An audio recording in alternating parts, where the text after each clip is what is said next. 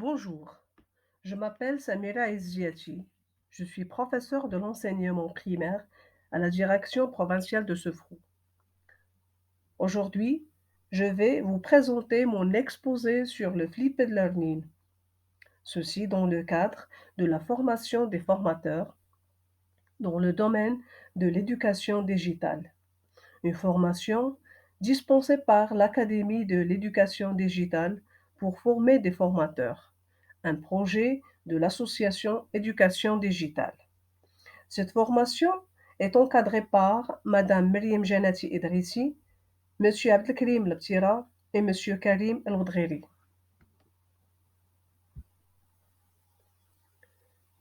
Dans cette vidéo, nous allons nous arrêter sur les axes suivants. D'abord, un bref aperçu sur le cadre conceptuel du flipped learning. Ensuite, nous allons nous arrêter sur ses avantages et ses inconvénients. Puis, il sera question de la conception pédagogique d'un cours en flipped learning. Enfin, nous nous arrêterons sur un axe aussi important qui est le rôle d'éthique dans cette approche.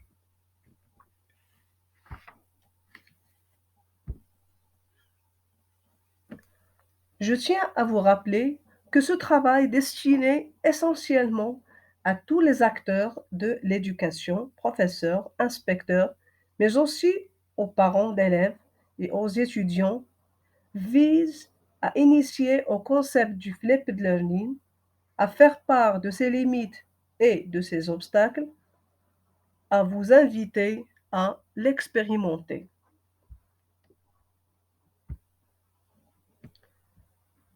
Force est de reconnaître que le concept d'éducation a considérablement changé, passant d'un enseignement centré sur l'enseignant à divers modes d'apprentissage centrés cette fois sur l'apprenant. Vu ce changement, les enseignants ont de nouveaux rôles à remplir. En plus d'être des fournisseurs du savoir, ils sont maintenant des promoteurs d'apprentissage. Leur rôle est de guider et d'accompagner leurs apprenants. Ainsi va apparaître le flipped learning ou apprentissage inversé comme une stratégie d'enseignement innovante.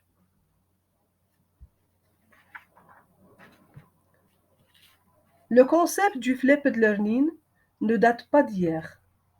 En fait, les professeurs de chimie de Woodland Park High School, Jonathan Berkman et Aaron Sams, ont commencé à pratiquer l'enseignement inversé au niveau secondaire, quand en 2007, ils ont enregistré leurs cours et les ont mis en ligne pour accueillir les élèves qui ont manqué leurs cours. Aujourd'hui, les chercheurs affirment qu'il n'y a pas une seule bonne façon de retourner une classe, car les approches et les styles d'enseignement sont divers, tout comme les besoins. C'est ainsi qu'apparut le terme apprentissage inversé. Talbert définit l'apprentissage inversé comme étant une approche pédagogique dans laquelle l'enseignement direct passe de l'espace d'apprentissage de groupe à l'espace d'apprentissage individuel. Ainsi, l'espace de groupe est transformé en un environnement d'apprentissage dynamique et interactif dans lequel l'enseignant guide les élèves dans l'application des concepts et s'engage de manière créative. On constate que cette définition met l'emphase d'abord et avant tout sur le processus d'apprentissage plutôt que sur l'arrangement logistique qui est relative à l'expression de classe inversée.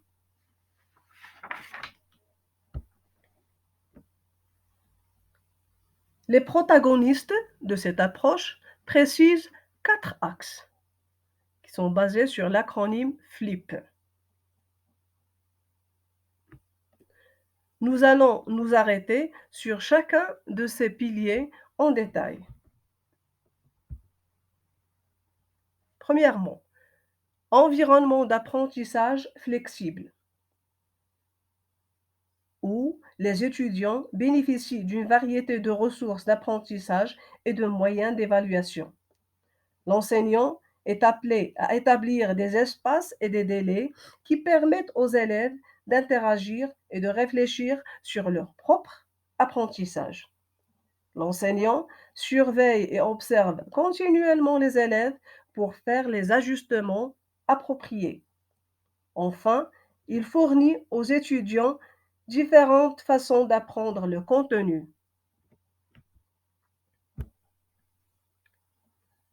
Principe 2. Culture de l'apprentissage. Cette dernière est construite autour de communautés de pratique centrées sur l'apprenant. Cela se fait en donnant aux étudiants la possibilité de participer dans des activités significatives dans lesquelles le rôle de l'enseignant n'est pas central et en les rendant, c'est-à-dire ces activités, accessibles à tous les élèves par la différenciation et la rétroaction. Principe 3. Contenu réfléchi. Tout simplement, c'est bien penser le contenu et le transmettre dans le contexte approprié. L'enseignant donne la priorité aux concepts utilisés en enseignement direct pour permettre aux apprenants d'y accéder par eux-mêmes. Il crée et sélectionne le contenu pertinent. Il fait de la différenciation pour rendre le contenu accessible et pertinent pour tous ses élèves. Enfin, le principe 4, enseignant professionnel, c'est-à-dire un enseignant qui réfléchit à sa pratique, qui collabore avec ses pairs, qui se perfectionne. Il rend d'un côté disponible à tous les élèves ses commentaires individuels. Il effectue des évaluations formatives continues. Il collabore avec d'autres formateurs et autres enseignants.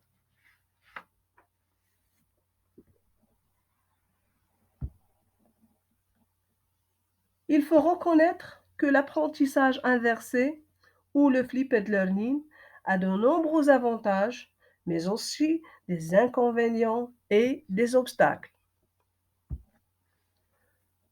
Pour ce qui est des avantages, on peut citer à titre d'exemple plus de temps en tête-à-tête entre l'enseignant et l'élève, plus de temps bien sûr de collaboration entre étudiants. L'approche leur permet d'apprendre à leur propre rythme et bien sûr, elle les encourage à venir en classe bien préparés. Dans le même sens, l'apprentissage inversé permet que des choses qui étaient pratiques comme manquer des cours ou pour raison de maladie deviennent moins problématiques. Le contenu thématique proposé devient lui aussi très riche. Du côté matériel, c'est rentable. En revanche, de par sa nature, l'apprentissage inversé est axé sur l'étudiant.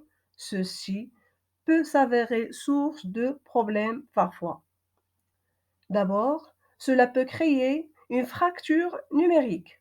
En effet, beaucoup d'élèves ont toujours du mal avec l'utilisation de la technologie. Ensuite, l'apprentissage inversé repose sur la préparation et la confiance. Et le manque de motivation intrinsèque chez les apprenants est un obstacle à leur envie de participer dans leur apprentissage. D'un autre côté, le temps passé devant les écrans au lieu des personnes et des lieux est augmenté.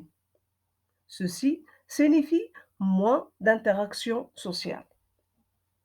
À cela s'ajoute que certains élèves ayant des besoins spéciaux peuvent avoir besoin d'un soutien supplémentaire à la maison, un soutien qui n'est pas toujours disponible. De par sa nature, une flipped classroom évacue, si on peut dire, la partie transmissive hors de la classe pour redonner à cette dernière son potentiel d'apprentissage et de co-apprentissage. Ainsi, il en résulte plusieurs changements. D'abord, au niveau des rôles assumés par les étudiants et les enseignants. Ensuite, au niveau de l'évaluation.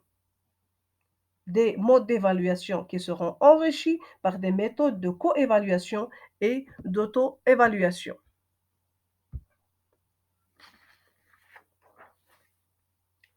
Ce qui est rassurant pour cette approche, c'est que nul besoin de flipper tout son enseignement en une fois. Les choses peuvent être expérimentées et évoluées en douceur. Toutefois, il ne s'agit pas de remplacer l'enseignant par une vidéo, mais d'utiliser des ressources de l'ère numérique pour permettre à ce dernier de faire encore mieux son métier d'accompagnateur d'apprentissage. Voici quelques exemples d'activités faisables par l'élève dans son parcours d'auto-apprentissage. Recherche d'informations, lecture d'un article, d'un chapitre, d'un blog, préparation d'une thématique, ceci à réaliser que ce soit seul ou en groupe. Le résultat de ces travaux peut être déposé dans un dossier sur une plateforme. Ces avis et commentaires peuvent être partagés sur un forum. Ces vidéos peuvent être déposées sur YouTube.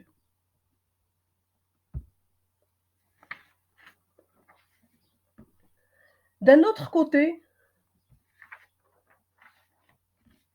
l'apprentissage en ligne se voit se décliner vers diverses formes. Ceci du moment que le flipped learning permet l'usage des technologies de l'information et de la communication. Alors, des logiciels éducatifs à destination des écoles, des campus virtuels pour les universités, des applications destinées à la formation continue ou encore le MOOC pour l'auto-formation. Ceci nous mène à aborder l'apprentissage inversé sous un angle différent, un angle technique, à savoir les outils numériques employés. Ces derniers se divisent en 3 modes différents. Le premier mode inclut les outils de visioconférence à l'instar de Zoom, Google Meet, Skype. Ces outils sont les plus utilisés aujourd'hui de par leur richesse en fonctionnalités. Ils offrent une mobilité surprenante pour réunir plusieurs participants dans une même salle virtuelle et disposent également d'une meilleure qualité de flux audio et vidéo. Ils permettent aussi plusieurs services tels que le partage d'écran, le partage de fichiers, la messagerie instantanée et aussi la détection active de la voix qui se fait automatiquement. Le deuxième mode intègre les outils de partage afin de faciliter et renforcer la communication entre étudiants et entre étudiants enseignants, comme Twitter, WhatsApp ou Facebook. Ils permettent l'interactivité, mais aussi le stockage et le partage des fichiers comme Drive. Ces outils s'utilisent comme appui à l'enseignement présentiel. quoique leur utilisation est parfois impérative et indispensable pour la continuité des cours, comme le cas à l'époque du Covid. Leur intérêt est justifié par plusieurs arguments. D'abord, la gratuité des services offerts, la rapidité du processus du partage et de soumission des travaux, la conservation des données qui peuvent être réutilisées et bien sûr la sécurité et la protection des données. Enfin, le dernier mode, il renferme les outils de formation. Désormais, il suffit d'avoir une connexion Internet pour suivre une formation en ligne. Ces outils présentent de nombreux avantages par rapport aux cours en présentiel. Ils permettent à chacun des étudiants d'apprendre à son propre rythme. Ils donnent aux étudiants l'accès à des cours commodos qui sont un outil supplémentaire intéressant. Ils donnent la possibilité de filmer des cours et de les déposer sur Moodle, par exemple.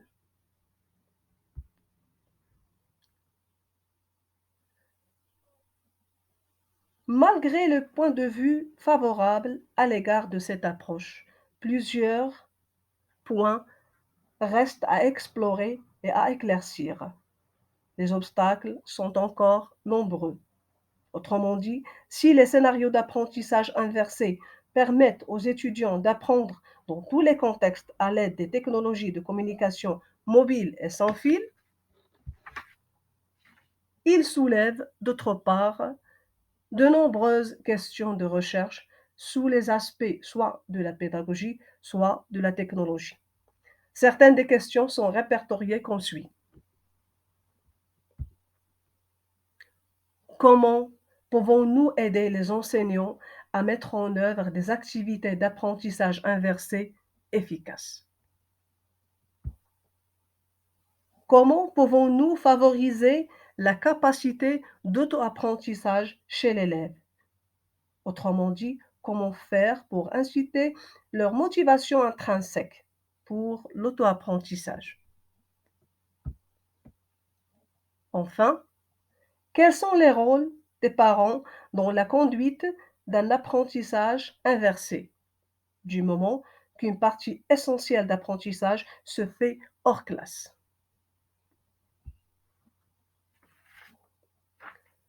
Je vous laisse maintenant avec les références bibliographiques consultées pour l'élaboration de ce modeste travail.